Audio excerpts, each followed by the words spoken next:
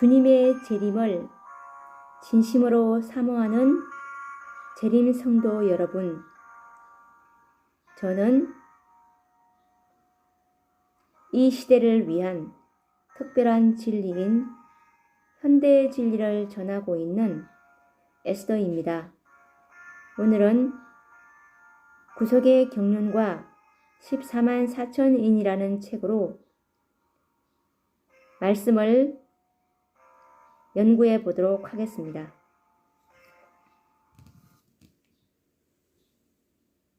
오늘의 연구할 주제는 14만 4천인의 숫자는 상징인가 실제적인 수요인가 라는 제목으로 연구를 해 보려고 합니다. 먼저 성경 속에서 해답을 찾아보도록 하겠습니다. 우선 계시록 7장 4절 말씀을 읽어드리겠습니다. 내가 인마전 자의 수를 들으니 이스라엘 자손의 각 지파 중에서 인마전 자들이 14만 4천이니. 그리고 다른 성경절을 읽어드리겠습니다. 계시록 14장 1절과 3절 말씀입니다. 또 내가 보니 보라 어린 양이 시온산에 섰고 그와 함께 14만 4천이 섰는데 그 이마에 어린 양의 이름과 그 아버지의 이름을 쓴 것이 있도다.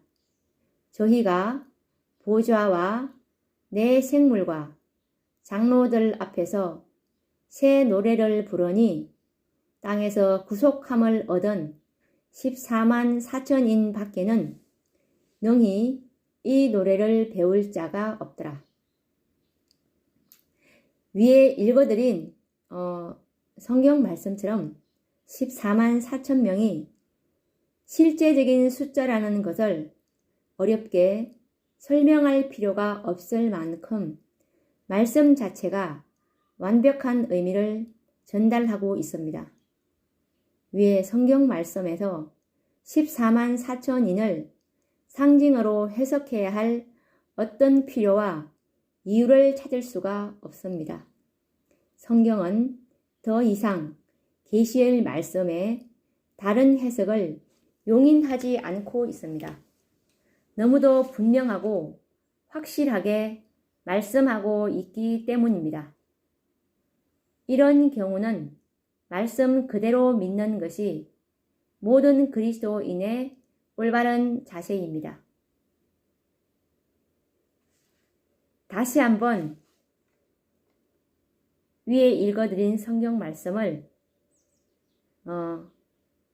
읽어볼 테니 의심이 가는 대목이 있거나 분명한 어떤 부분이 있다면 다시 한번 참고해 보시기 바랍니다. 계시록 7장 4절입니다. 내가 인마전 자의 수를 들으니 이스라엘 자손의 각 지파 중에서 인마전 자들이 14만 4천이니. 그리고 계시록 14장 1절과 3절 말씀입니다. 그와 함께 14만 4천이 섰는데 땅에서 구속함을 얻은 14만 4천인 밖에는 능히 이 노래를 배울 자가 없더라. 우리가 성경 말씀을 들을 때 예수님께서는 이런 말씀을 우리가 어떤 자세로 대해야 하는지 계시록 22장 18절과 19절에서 말씀하고 계시는데 한번 읽어드리겠습니다.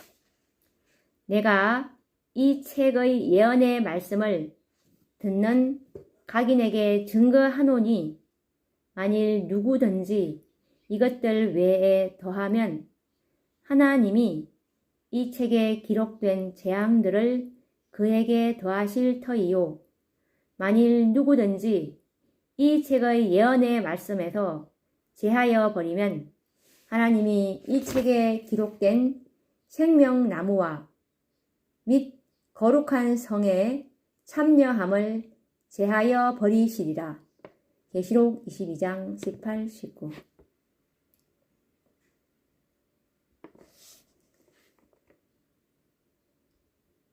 가장 확실한 증거는 듣고 보는 것이며 확인하는 것입니다. 성경에는 요한에게 살아계신 인을 받을 사람의 수요가 14만 4천인이 될 것이라고 계시록 7장 4절에서 들려주셨고, 또한 계시록 14장 1절에서 보여주셨습니다. 그렇다면 믿을만 하지 않습니까?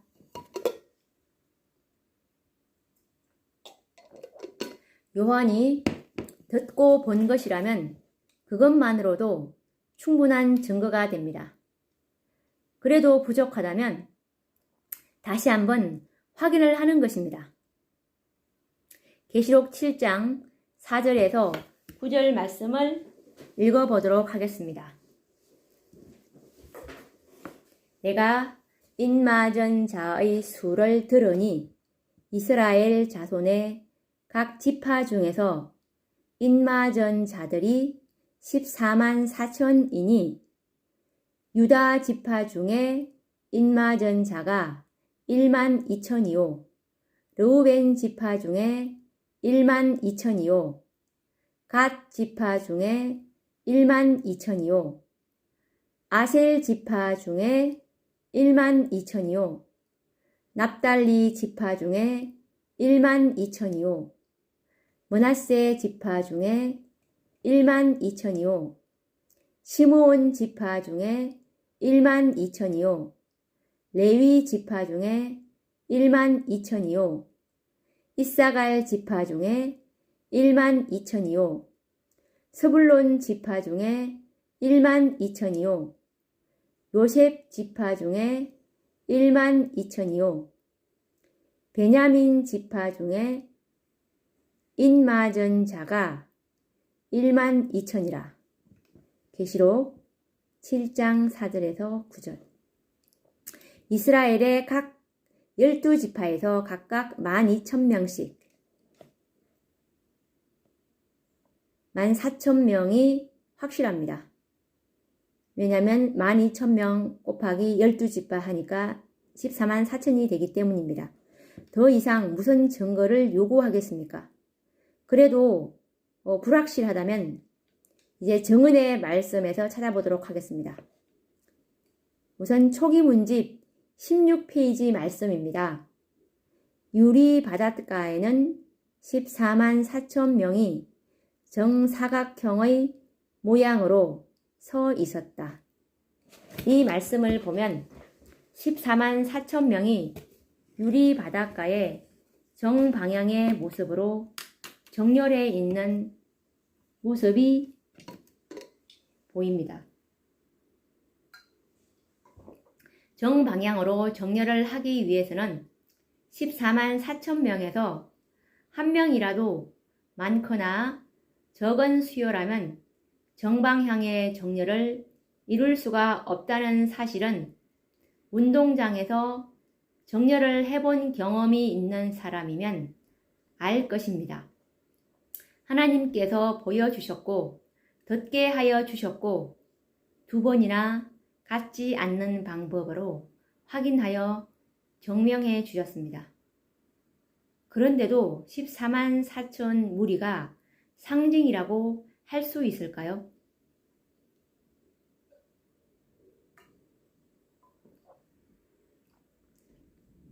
다시 한번 계시록 14장 3절 말씀을 읽어보겠습니다. 저희가 보호자와 내 생물과 장로들 앞에서 새 노래를 부르니 땅에서 구속함을 얻은 14만 4천인 밖에는 능히 이 노래를 배울 자가 없더라.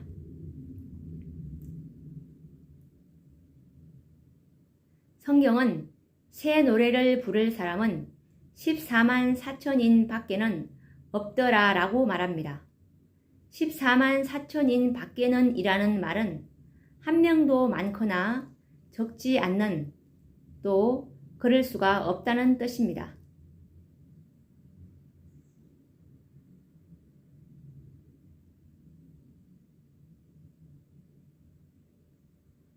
이 말씀에 우리는 이의를 제기하지 말아야 할 것입니다. 만약 이 말씀에 인간적인 해석을 더하거나 제하여 버리고 싶다면 계시록 22장 18절에서 19절 말씀을 기억하시면 됩니다. 계시록 22장 18절에서 19절 말씀을 다시 읽어드리겠습니다. 내가 이 책의 예언의 말씀을 듣는 각 인에게 증거하노니 만일 누구든지 이것들 외에 더하면 하나님이 이 책에 기록된 재앙들을 그에게 더하실 터이요. 만일 누구든지 이 책의 예언의 말씀에서 제하여 버리면 하나님이 이 책에 기록된 생명나무와 및 거룩한 성에 참여함을 제하여 버리시리라. 이번에는 14만 4천 명이 실제의 수요가 되어야 하는 타당성을 좀 다른 방법으로 증명해 보겠습니다. 성경에는 숫자가 지니고 있는 상징적인 뜻이 있습니다. 예를 들면 3은 삼위 하나님을 나타내고 7은 완전수, 하나님의 완전하심을 나타냅니다. 그리고 6은 불완전, 666은 짐승의 표를 나타내고 12는 교회를 상징하는 12사도, 12지파, 12의 배수 이런 의미를 가지고 있습니다. 14만 4천 명을 상징으로 말하는 사람들의 이유 중에 하나는 계시록 7장에 나오는 12지파는 실제적인 지파가 아니오 상징이기 때문에 14만 4천 명도 상징으로 해석해야 된다는 주장입니다. 같은 사건을 다루는 일에 어떤 것은 상징으로, 어떤 것은 실제적인 것으로 다룬다면 형평성에 맞지 않다는 논리이며 지극히 일반적인 해석이요 논리입니다. 성경의 말씀은 영적인 것이기에 인간적인 논리가 아니라 성경적인 논리로 영적으로 해석함이 옳다고 생각합니다. 일반적인 생각으로는 이스라엘 12지파는 실제 지파요, 계시록 7장에 나오는 12지파와 14만 4천 명은 상징적인 지파일 뿐 실제가 아니다 라고 모두는 생각합니다. 그러나 재림 신자들은 개념을 바꾸어서 생각해야 합니다.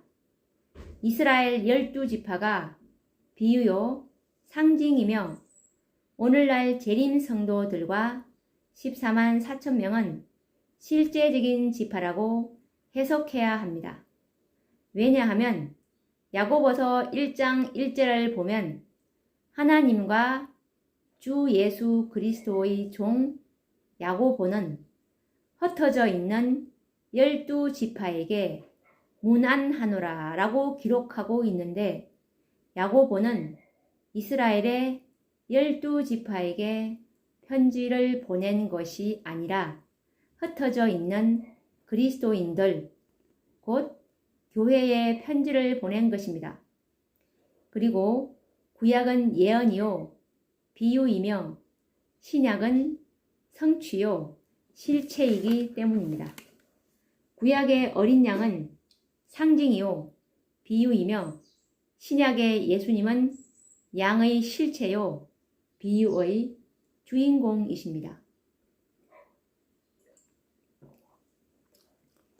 그러므로 구약의 12지파가 상징이요, 오늘날 영적 이스라엘 백성인 재림 성도들이 실제적인 12지파가 되는 것입니다. 그렇다면 오늘날 영적 12지파에서 구속의 열매들로 계수된 14만 4천 명을 상징이라고 해석할 수 있겠습니까? 계시록 21장을 연구해보면 구속의 열매들인 14만 4천 명은 하늘 새 예루살렘 도성의 설계도와 무관하지 않음을 알게 되며 14만 4천 명은 새 예루살렘 교회와 상관하고 있는 것을 발견하게 됩니다. 하늘 새 예루살렘 도성은 일반적으로 교회를 상징하는 숫자인 10이라는 숫자로 설계되어 있습니다. 새 예루살렘 도성과 14만 4천을 비교해서 설명을 해 보도록 하겠습니다. 우선 14만 4천인이 이스라엘 12지파라면 12지파와 12사도라면 새 예루살렘 성의 12진주문 12기초석을 비교해 볼 수 있습니다.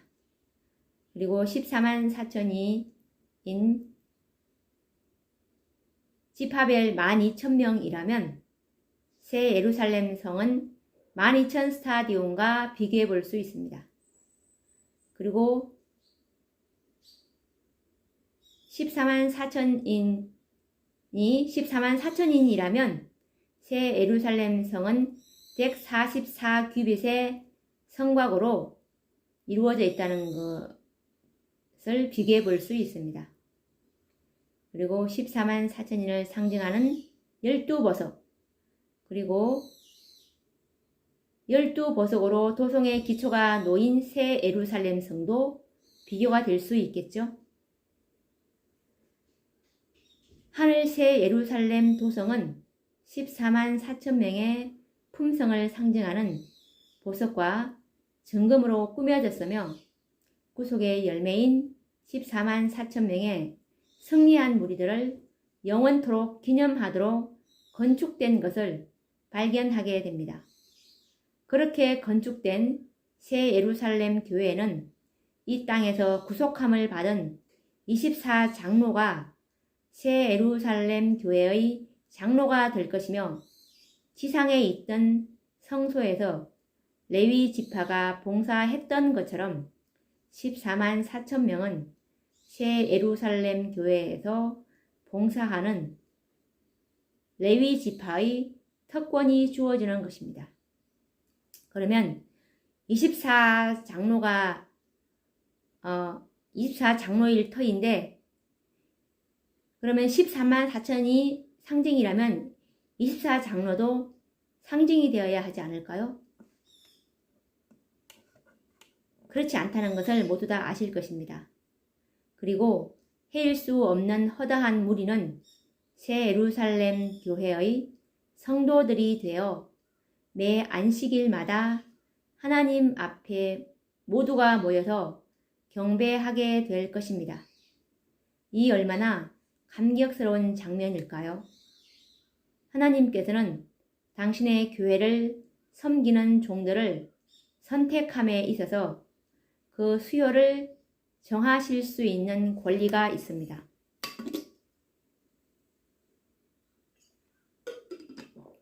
교회는 교회에서 봉사할 장로와 집사들의 수요를 정하는 것은 너무도 당연한 일이겠죠. 그리고 기억할 것은 어떤 필요를 위하여 사용된 숫자나 무엇을 상징하기 위하여 사용된 숫자는 결코 변경될 수 없다는 사실입니다. 왜냐하면 숫자가 바뀌면 뜻이 달라지고 상징하는 바 실체의 의미가 달라지기 때문입니다. 12제자 중 가룟 유다의 결격 사유 때문에 그 자리를 채우기 위하여 바사바와 맏디아를 제비 뽑아 그중 맏디아를 택하여 12명을 채운 사실, 사도행전 1장 23절에 나오지요. 이런 사실과 하나님의 완전하심을 상징하기 위해 7이라는 7의 숫자를 사용하셨는데 만약 7이 아닌 6의 숫자를 사용한다면 어찌 올바른 실체를 표현할 수 있을까요? 그러므로 14만 4천 명은 하나님의 구속의 경륜 속에서 그분이 계획하시고 섭리하신 가운데 특별한 구속의 설계도가 이 무리들의 수요와 무관하지 않다는 사실입니다. 그리고 14만 4천 명의 이름이 새 예루살렘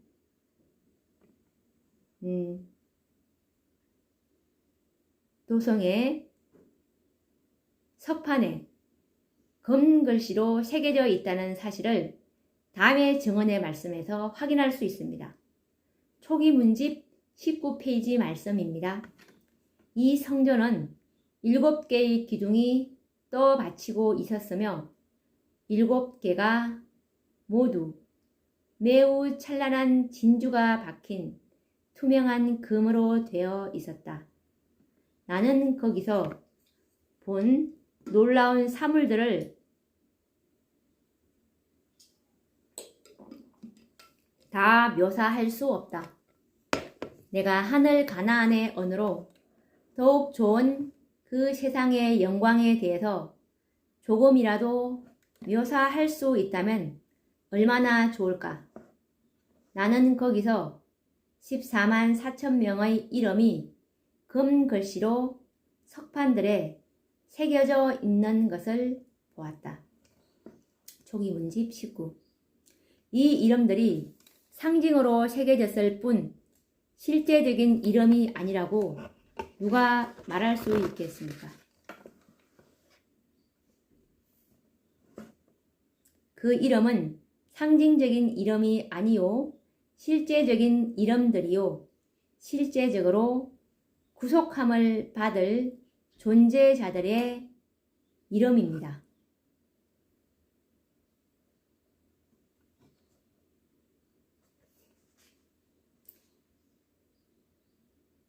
그리고 이 숫자가 주님께서 이 수를 계산하고 있다는 것을 다음의 증언들의 말씀에서 다시 한번 더 확인하실 수 있겠습니다. 말씀을 읽어드리겠습니다. 각 시대의 대쟁투 613, 614 생사간에 모든 사람의 운명이 결정된다. 그리스도께서는 당신의 백성들을 위하여 속죄 사업을 마치시고 그들의 죄를 도말하셨다. 주님의 백성의 수요는 찼다. 그리고 초기 문집 279페이지 말씀도 읽어드리겠습니다. 나는 천사들이 하늘에서 왔다 갔다 하는 것을 보았다. 한 천사가 잉크통, 뿔로 만든 것을 가지고 지구에서 돌아와 예수께서 자기의 일이 끝났음을 보고하고 성도들의 수가 차서 인치는 사업이 마쳤음을 보고했다. 그러자 나는 10계명이 들어있는 법궤 앞에서 봉사하시던 예수께서 향로를 내던지시는 것을 보았다. 초기 문집 279 그리고 초기 문집 280페이지 말씀입니다.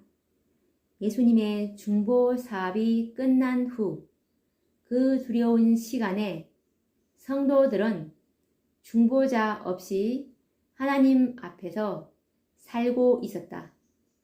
모든 상황은 결정되었고 모든 보석은 헤아려졌다. 이제 생각해 보도록 하겠습니다. 14만 4천 명이 실제 수요가 아니오 헤일 수 없는 무리라면 대제사장이신 예수님이 무엇 때문에 헤아리고 계셨으며 헤일 필요도 없는 허다한 무리들을 수가 차도록 기다리고 계셨겠습니까? 주님께서 헤아리시고 수요를 세시며 그 수가 차도록 기다리신 것은 14만 4천 무리들의 수요가 실제적인 수요이기 때문입니다. 이들은 야곱의 환난 동안 중보자 없이 하나님 앞에 서서 하나님의 율법은 완전하며 지킬 수 있음을 온 우주에 증거할 구속의 열매들이기에 그 수요가 차기를 그처럼 애타게 기다리신 것입니다. 마침내 14만 4천 명의 수요가 찰 때 마지막으로 준비된 영혼이 인침을 받는 순간 천사는 지구로부터 돌아와 예수님에게서 14만 4천 명에게 인치는 사업이 마쳤음을 보고하였습니다. 구속 사업은 이제 모두 끝이 난 것입니다. 법궤 앞에서 향로를 들고 봉사하시던 예수님은 향로를 내던지시고 다 이루었다라고 선언하십니다. 그 후에 예수님께서는 불의를 하는 자는 그대로 불의를 하고 더러운 자는 그대로 더럽고 의로운 자는 그대로 의를 행하고 거룩한 자는 그대로 거룩되게 하라 라고 선언하십니다. 모든 것은 끝났습니다. 이제는 더 이상 죄인들을 위한 간구도 눈물도 흘릴 필요가 없습니다. 마지막 눈물은 흘려졌고 하늘 성소에는 죄인을 위한 중보자는 떠나시고 계시지 않습니다. 죄인들에게 항상 호소하시던 성령도 세상에서 떠나시고 천사들도 더 이상 죄인들을 도울 일이 없어졌습니다. 14만 4천 명의 수요는 찼고 구속의 열매는 모두 추수되었기 때문입니다. 사단은 이것을 압니다. 14만 4천 명의 수요가 차는 날 자신의 운명이 끝이 나고 영원한 심판이 자신에게 있다는 사실을 너무나 잘 알고 있습니다. 그러므로 이 진리가 나타나는 일은 사단에게는 매우 불편한 일이요 치명적인 타격이 됩니다. 그러므로 그는 끊임없이 이 진리를 무효화시키기 위하여 노력해 왔습니다. 살아계신 하나님의 인치는 기별로 탄생될 14만 4천인들이 상징적인 존재자들이라고 결론 짓게 된 배경에는 이와 같은 사단의 노력이 있었다는 것을 확신할 수 있습니다. 그 결과 오늘날 재림교회 안에서는 여러 가지 견해들이 난무하여 무엇이 참된 진리인지 분간할 수 없도록 되어버렸습니다. 어떤 견해들은 일요일 교회들에서 주장하던 견해들이었으나 오늘날에는 버젓이 재림교회 강단에서 전해지고 있는 것은 놀라지 않을 수 없습니다. 다음의 말씀은 매우 두려운 말씀인데 목사와 복음 사역자들에게 보내는 증언 409페이지 말씀을 읽어드리겠습니다. 그는 내가 나가서 속이는 영이 되어 내가 할 수 있다면 이들을 속이고 비평하고 저주하고 거짓 것을 만드는 이가 되게 하리라 고 말한다. 기만과 거짓 증거의 죄가 큰 빚, 큰 증거를 받았던 어떤 교회에 의해 받아들여져서 그 교회는 주님께서 보내신 기별을 제거할 것이요 지극히 비이성적인 주장과 거짓된 추측과 거짓 이론들을 받아들이게 될 것이다.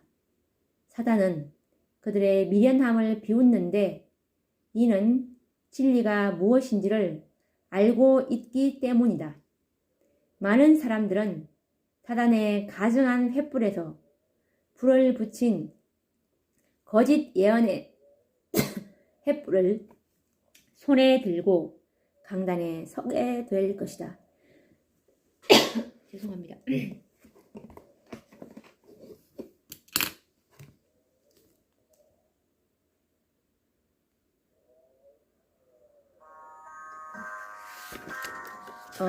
오늘 14만 4천인은 실제적인 수요인가 상징 수인가 라는 것에 대해서 우리가 연구를 해 보았는데요. 말씀을 말씀 그대로 믿는 믿음이 있다면 그 자체가 벌써 결론을 내리게 될 것입니다.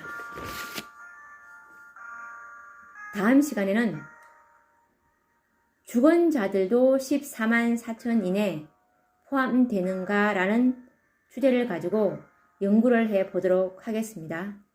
다음 시간에 뵙겠습니다. 감사합니다.